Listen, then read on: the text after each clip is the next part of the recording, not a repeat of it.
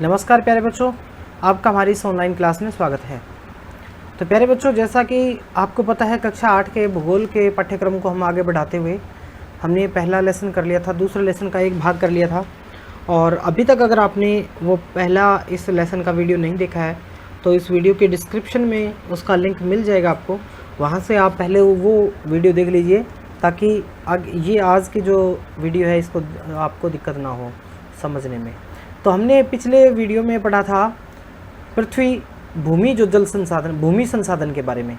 आज हम दूसरे संसाधन के बारे में पढ़ने वाले हैं, मृदा संसाधन। तो मृदा क्या होती है, किसे कहते हैं? पाठ को शुरू करने से पहले आपसे रिक्वेस्ट करूंगा, अगर आपने अभी तक हमारे चैनल को सब्सक्राइब नहीं किया तो प्लीज़ यहाँ से सब्सक्राइब कर लीजिए और इस घंटी के बटन को आप दबा दीजिए ताकि आने वाले सभी वीडियोज़ आपको सबसे पहले मिलती रहे। चलिए शुरू करते हैं। मृदा पृथ्वी के पृष्ठ पर, पृष्ठ अर्थात ऊपरी भाग जो होता है, पृष्ठ पर दानेदार कणों के आवरण की पतली परत मृदा कहलाती है। भूमि के ऊपर सबसे ऊपर वाली जो परत होती है इसको हम मृदा कहते हैं। इसमें बहुत सारे खनिज वगैरह होते हैं जो कि हमारी फसलों को बढ़ने में या उसकी उर्वरता को बनाए रखने में सहायक होते हैं।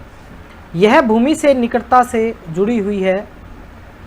स्थल रूप मृदा के प्रयोग मृदा के प्रकार को निर्धारित करते हैं, यानी कि मृदा किस प्रकार की है उसका निर्धारण वहाँ के स्थल रूप, जैसे अगर पर्वतीय स्थल है, पर्वतीय भाग है तो वहाँ पर मिट्टी जो है वो मोटी दानेदार मिट्टी होगी। अगर रेगिस्तानी है तो वहाँ पर बालू मिट्टी होगी।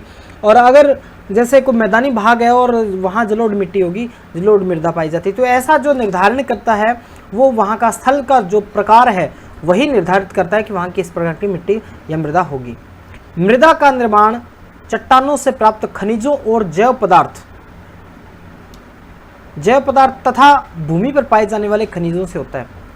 मृदा का जो निर्धारण है कि वो किस प्रकार की है, उपजाऊ है या उपजाऊ नहीं है, कितनी उपजाऊ है, वो सारी चीज़ें जो है वहाँ पाए जाने वाले, उस क्षेत्र में पाए जाने वाले खनिज पदार्थ और उस जो है वहाँ दूसरी जो चीज़ें पाई जाती हैं, वहाँ की जलवायु कैसी है, वहाँ पर जैव पदार्थ किस प्रकार के पाए जाते हैं, उन सभी पर निर्भर करती है।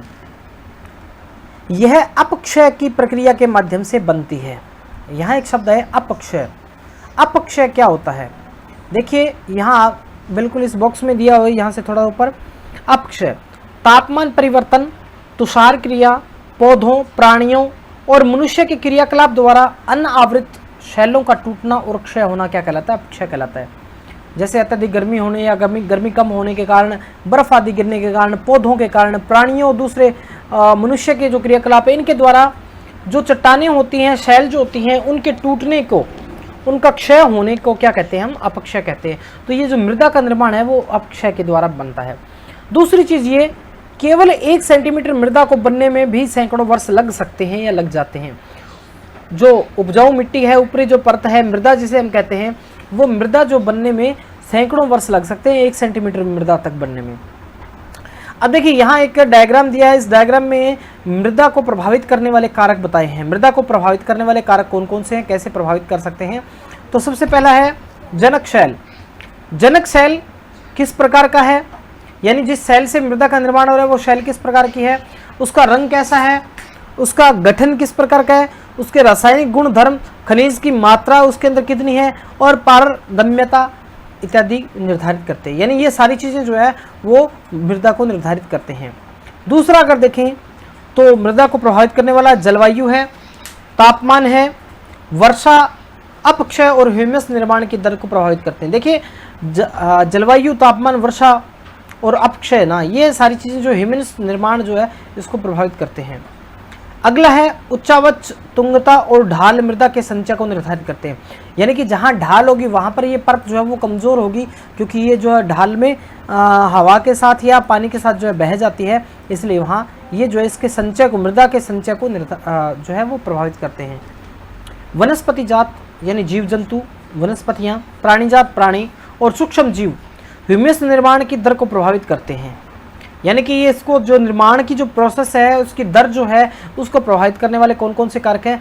तो वनस्पति, वहाँ की प्राणी और वहाँ सूक्ष्म जीव जो कीट पतंगे आदि होते हैं, ये भी इस चीज़ को प्रभावित करने वाले होते हैं। और लास्ट है समय।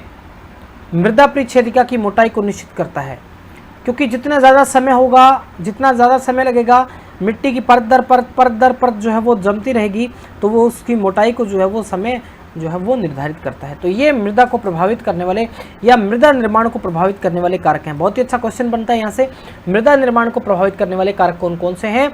आप इस पाठ्य पुस्तक की सहायता से, आपके लिए होमवर्क का पहला क्वेश्चन ये रहेगा कि मृदा निर्माण को प्रभावित करने वाले कारक कौन कौन से हैं। आप इनको समझ करके अपनी भाषा में इनको लिखेंगे, और दूसरा मृदा निर्माण कैसे होती है वो चीज़ें आप यहाँ से करेंगे। तीसरा देखिए, मृदा निर्माण के कारक कौन कौन से कारक हैं जिनसे मृदा का निर्माण होता है। तो मृदा निर्माण के मुख्य कारक जनक शैल का स्वरूप, यानी जिस शैल से, जिस चट्टान से मृदा का निर्माण होता है उसका स्वरूप, उसका जलवायु कारक है, और जलवायु वहाँ की जो है वो महत्वपूर्ण कारक, यानी मृदा निर्माण के दो महत्वपूर्ण कारक कौन कौन से हैं। एक तो वहाँ की जलवायु, और दूसरा उस जो जिस शैल से मृदा का जन्म हो रहा है या जिस शैल से मृदा का निर्माण हो रहा है वो।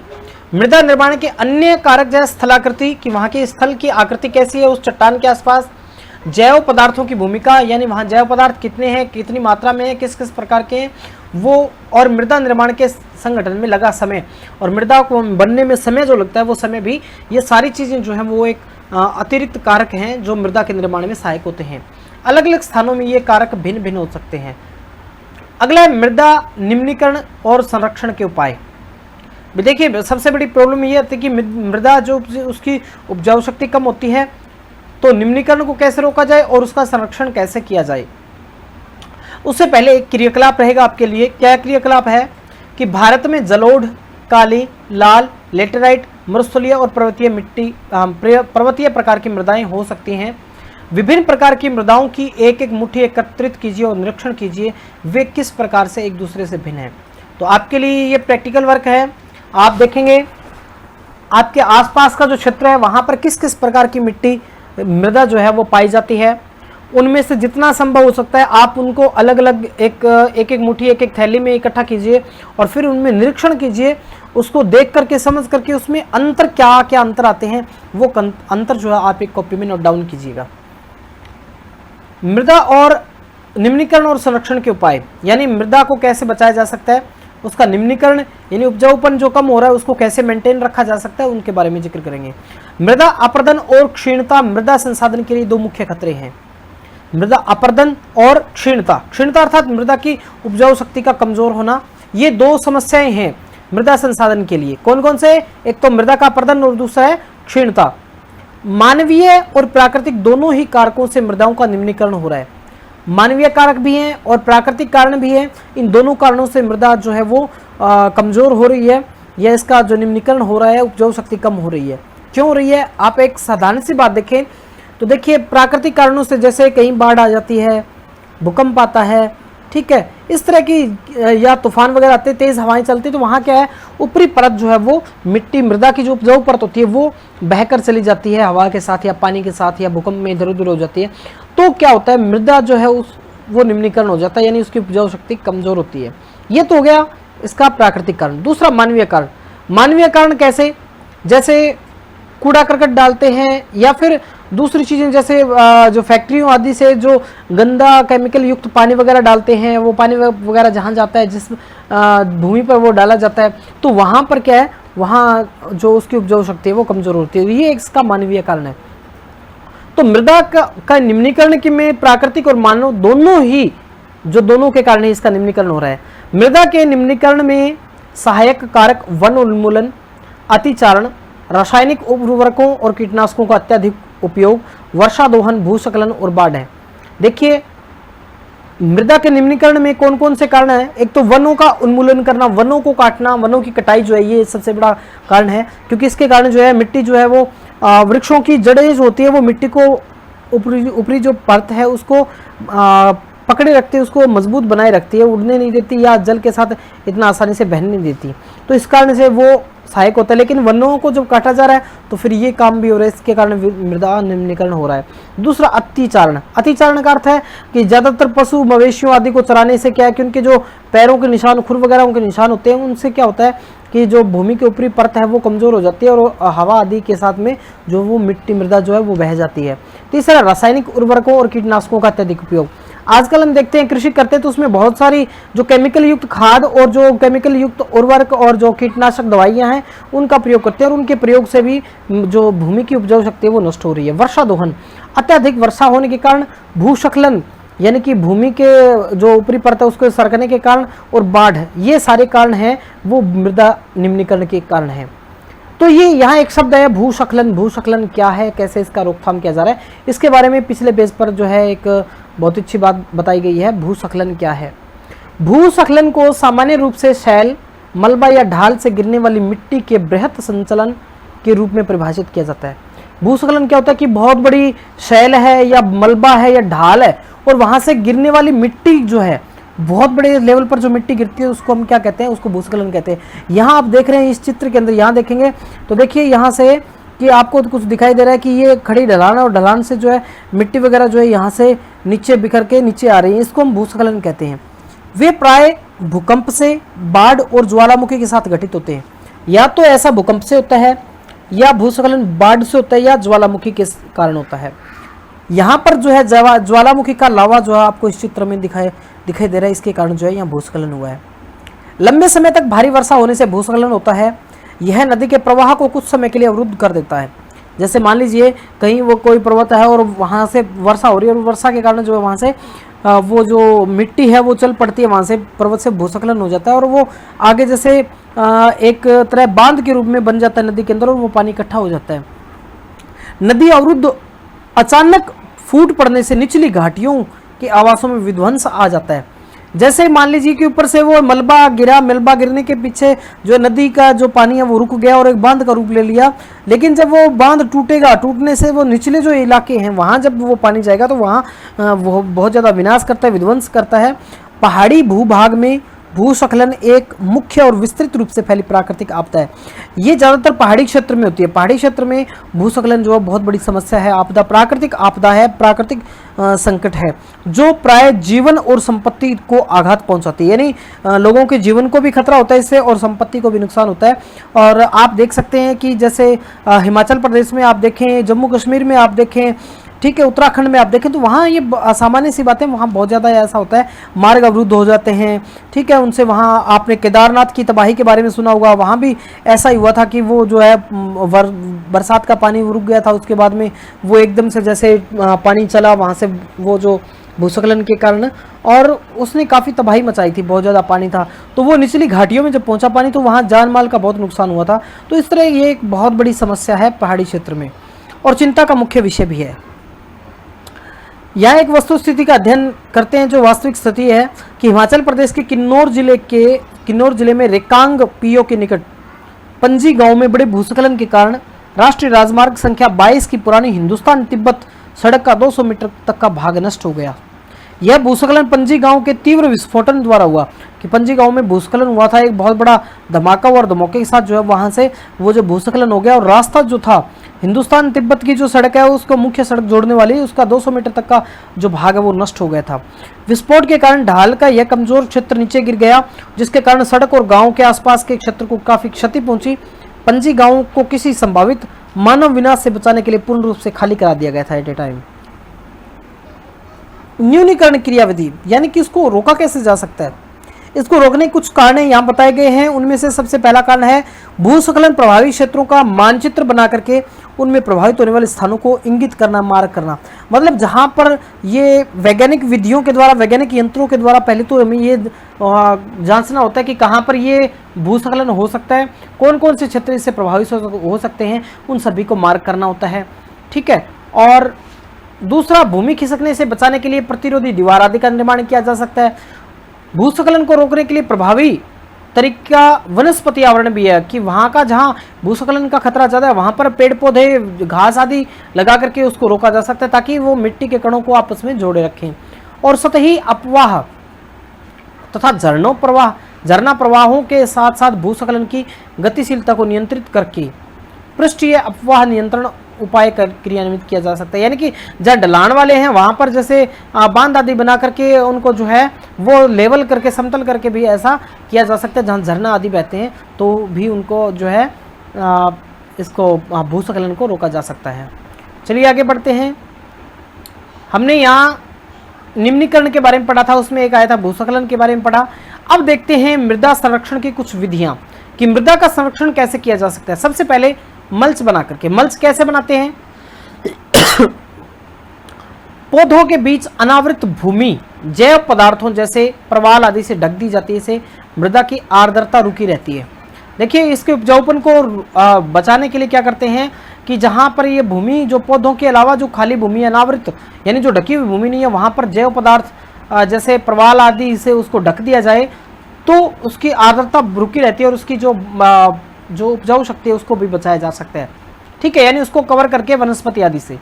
दूसरा है वेदिका फार्म बना करके। वेदिका फार्म का मतलब है चौड़े समतल सोपान। सोपान होता है सीढ़ी।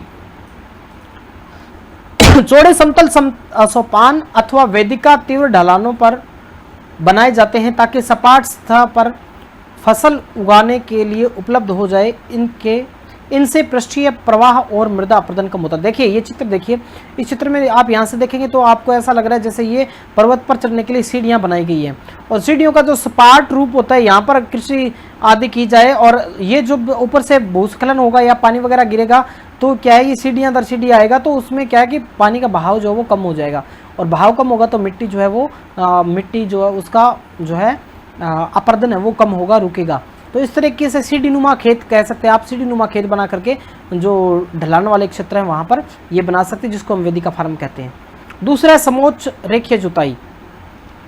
एक पहाड़ी ढलान पर समोच्च रेखाओं के समानांतर जुताई ढाल से नीचे बहते जल के लिए प्राकृतिक अवरोध होगा। मान लीजिए खड़ा पहाड़ है तो इस तरीके से यहाँ से यहाँ इस तरीके से अगर इसके ऊपर हम जुताई कर देंगे तो क्या होगा, जब ऊपर से पानी आएगा तो वो पानी इनके अंदर रुकता, अवरोध होता है, ब्रेकर की तरह जो काम करेगा ये, तो मिट्टी का अपरदन है वो कम होगा। तीसरा रक्षक मेखलाएं। रक्षक मेखलाएं तटीय प्रदेशों और शुष्क प्रदेशों में पवन गति को रोकने के लिए वृक्ष कतारों में लगाए जाते हैं ताकि मृदा के आवरण को बचाया जा सके। देखिए अब यहाँ से ये वृक्ष जो है वो कतारों में लगा रखे हैं, जब हवा आएगी तो उसके प्रवाह को, उसकी गति को ये कम कर देंगे पेड़, उसके कारण जो है मिट्टी का अपरदन जो वो कम होगा। तो ऐसा करके भी हम मिट्टी के अपरदन को रोक सकते हैं। तीसरा है समोच्च रेखीय रोधिकाएं। समोच्च रेखीय रोधिकाएं मतलब जो हम जो है खेतों में प्रयोग करते हैं। पानी एक साइड में हमारी जो क्यारी होती है उसके अंदर ऊंचा होता है, एक साइड में नीचा होता है, तो आगे जैसे वो जैसे बना देते हैं दीवार सी मिट्टी की, वैसे बना करके, जिसे हम देसी में डोली कहते हैं या फिर आडिया जिसको कहते हैं, वो आडिया लगाते हैं, वैसा करके भी हम जो है समोच्च रेखीय रोधिकाएं बना करके भी हम उसको मिट्टी के अपरदन को रोक सकते हैं। देखिए समोच्च रेखाओं पर रोधिकाएं बनाने के लिए पत्थरों, घास, मृदा आदि का उपयोग किया जाता है, यानी कि ब्रेकर टाइप में बना करके हम इसको रोक सकते हैं। रोधिकाओं के सामने जल एकत्र करने के लिए खाइयां बनाई जाती हैं। अब देखिए क्रियाकलाप है, आप भी करके देख सकते हैं घर पे। एक ही आकार की ए और ब 2 ट्रे लीजिए। इन ट्रे के अंदर 6 छेद करने हैं और इन्हें बराबर मात्रा में मृदा से भरिए। ए ट्रे की मृदा को खाली छोड़ दीजिए। अब देखिए मैं आपको सीधा सा बता देता हूँ, इसमें ये मिट्टी डाली आपने, इसमें मिट्टी डाली बराबर में, इसमें कुछ वनस्पति आपने लगा दी और जब ये वनस्पति थोड़ी सी ऊपर हो जाती है तो आप क्या करेंगे, थोड़ा सा इसको टेढ़ा रखेंगे, इसके अंदर मग से पानी डालेंगे। तो पानी डालेंगे तो आप क्या देखेंगे, वही चीज़ आपने ये करके देखना है। और वैसे भी आप समझ सकते हैं कि जब इसमें पानी डालेंगे तो ये पानी जब निकलेगा वो उसको एक बर्तन में, अलग अलग बर्तन में इकट्ठा करना है। दोनों की तुलना आप करेंगे तो जिसमें वनस्पति लगी थी उसमें कम मिट्टी बहकर आती है और जिसमें वनस्पति नहीं लगी थी उसमें ज़्यादा मिट्टी बहकर आती है। अर्थात मिट्टी, वनस्पति जहाँ लगती है वहाँ मिट्टी के कटाव को वो रोकती है, मृदा के अपरदन को रोकती है। आगे देखिए अगला जो उपाय है वो है चट्टान बांध, कि जहाँ पर पानी का बहाव तेज होता है वहाँ पर चट्टान आदि के जो है वो पत्थर आदि से, दीवार से बना करके पानी के बहाव को एक ब्रेकर की तरह बना सकते हैं जिसमें पानी का बहाव कम हो जाएगा।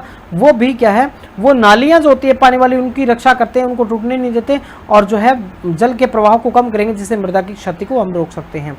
और बीच में फसल उगाना, वर्षा दोहन से मृदा को सुरक्षित रखने के लिए अलग अलग समय पर भिन्न भिन्न फसलें एकांतर कतारों में उगाई जाती हैं, तो भी इससे मिट्टी का जो है वो, मृदा का जो है वो संरक्षण किया जा सकता है। तो ये कुछ कारण थे मृदा संरक्षण के। तो हमने आज के अध्याय में सीखा कि मृदा क्या है, कैसे उसका निर्माण होता है और किस प्रकार से उसका जो है मृदा का नुकसान हो रहा है, या फिर ये कहें कि मृदा न्यूनीकरण हो रहा है, उसके कौन कौन से कारण हैं, मृदा को प्रभावित करने वाले कारक कौन कौन से हैं, और मृदा के जो है निम्नीकरण और उसका संरक्षण कैसे किया जा सकता है, ये सारी चीज़ें हमने की है। आप अपनी भाषा में इनको कॉपी में लिखिए, नोट कीजिएगा और कमेंट करके ज़रूर बताइएगा आपको वीडियो कैसी लगी। और इसके साथ ही आपने चैनल अभी तक सब्सक्राइब नहीं किया तो सब्सक्राइब कर दीजिए, और वीडियो में लाइक बटन दबाना मत भूलिएगा, लाइक ज़रूर कीजिएगा वीडियो को, ताकि हमें भी वीडियो बनाने के लिए एनर्जी मिलती रहे। वीडियो देखने के लिए बहुत बहुत धन्यवाद।